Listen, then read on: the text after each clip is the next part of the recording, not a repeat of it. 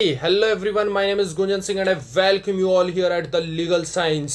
आज हम डिस्कस करने वाले हैं 130th कॉन्स्टिट्यूशनल अमेंडमेंट बिल के बारे में। और इसी तरीके से अगर आपको लीगल अपडेट्स के साथ अपने आप को अवेयर रखना है तो आप हमारे यूट्यूब चैनल को फॉलो कर सकते हैं, सब्सक्राइब कर लीजिए और वीडियो को लाइक कीजिए और बेल आइकन को प्रेस करना ना भूलें, बिकॉज जब भी नया वीडियो आएगा तुरंत आपके पास नोटिफिकेशन पहुंच जाएगा। तो स्टार्ट करते हैं। आज का ये जो बिल है ये बहुत ही बड़ा हॉट टॉपिक बना हुआ है। क्या है इस बिल के अंदर, क्या क्या प्रोविजंस इस बिल के अंदर रहने वाले, वो सारे प्रोविजंस हम डिस्कस करने वाले हैं। तो ध्यान से देखिए। Honourable home minister Amit Shah ji ने लोकसभा में एक नया बिल पेश किया है कि अगर कोई भी सेंट्रल या फिर स्टेट मिनिस्टर सीरियस ऑफेंस करता है और 30 दिन तक अगर जेल में रह लेता है तो उनकी मिनिस्ट्री चली जाएगी, मींस दैट वो अपनी पोस्ट खो देंगे।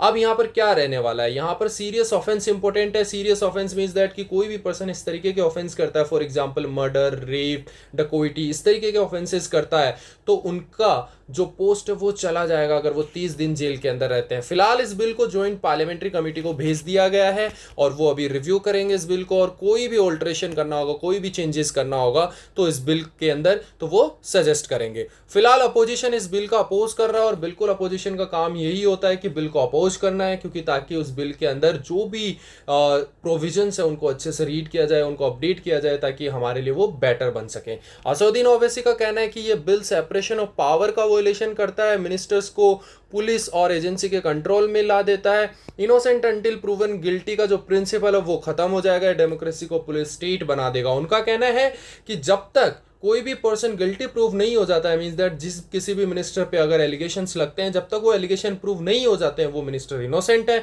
अगर वो मिनिस्टर इनोसेंट है तो उससे उसकी पोस्ट नहीं छीनी जानी चाहिए, उसके पास उसकी पोस्ट रहनी चाहिए। इट मींस दैट कि ये इनोसेंट अंटिल प्रूवन गिल्टी का जो प्रिंसिपल है उसे फिनिश कर देगा। वहीं मनीष तिवारी जी का कहना है ये कॉन्स्टिट्यूशन के बेसिक स्ट्रक्चर के खिलाफ है, रूल ऑफ लॉ और article 21 right to life and personal liberty को तोड़ता है। सिर्फ चार्जेस या डिटेंशन से कोई गिल्टी नहीं होता, डिस्क्वालिफिकेशन तभी होना चाहिए जब कन्विक्शन हो कोर्ट के अंदर।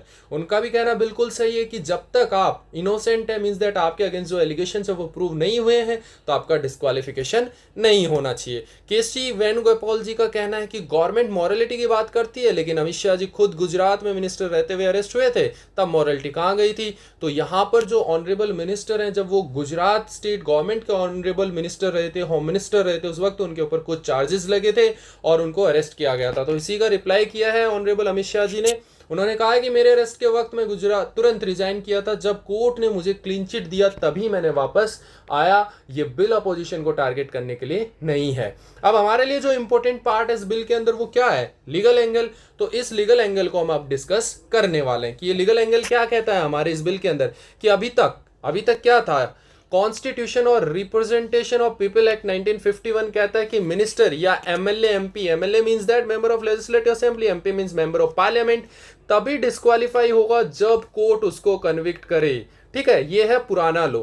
अभी जो ये नया बिल इंट्रोड्यूस किया गया है ये क्या कहता है, सिर्फ डिटेंशन मींस दैट 30 दिन जेल के अंदर, 30 डेज अगर जेल के अंदर रहेंगे, कोई भी किसी भी ऑफेंस से, सीरियस ऑफेंस होना चाहिए, से ही पोस्ट चला जाएगा, भले ही कोर्ट ने अभी तक गिल्टी प्रूफ ना किया हो। मींस दैट कि आपके अगेंस्ट सीरियस एलिगेशंस लगे हैं और आप 30 डेज तक अगर जेल में रहते हैं तो आपका जो मिनिस्ट्री का पोस्ट है वो चला जाएगा। ये innocent proven until proven guilty के प्रिंसिपल को तोड़ता है। ये executive agency such as CBI, CID, ED, police के मिसयूज का डर खड़ा करता है, जो सुप्रीम कोर्ट भी पहले हमें वार्न कर चुके हैं। ठीक है, अगर बेसिकली हम इस बिल को देखें तो इस बिल को अभी पार्लियामेंट्री कमेटी के पास भेज दिया गया है, वो इसको रिव्यू करेंगे। इसके अंदर कोई भी चेंजेस आएंगे, किस तरीके के अपग्रेडेशन होंगे, इसके अंदर कुछ अपडेट होगा तो वो मैं आप तक पहुंचा दूंगा। अगर इसी तरीके से आपको अपने आप को अवेयर रखना है लीगल अपडेट्स के साथ या फिर किसी भी नए बिल के साथ, नए एक्ट के साथ, तो आप मेरे यूट्यूब चैनल को सब्सक्राइब कर लीजिए, लाइक कीजिएगा वीडियो को, ताकि मुझे भी मोटिवेशन मिलेगा, मैं और वीडियो आपके लिए लेकर आऊंगा।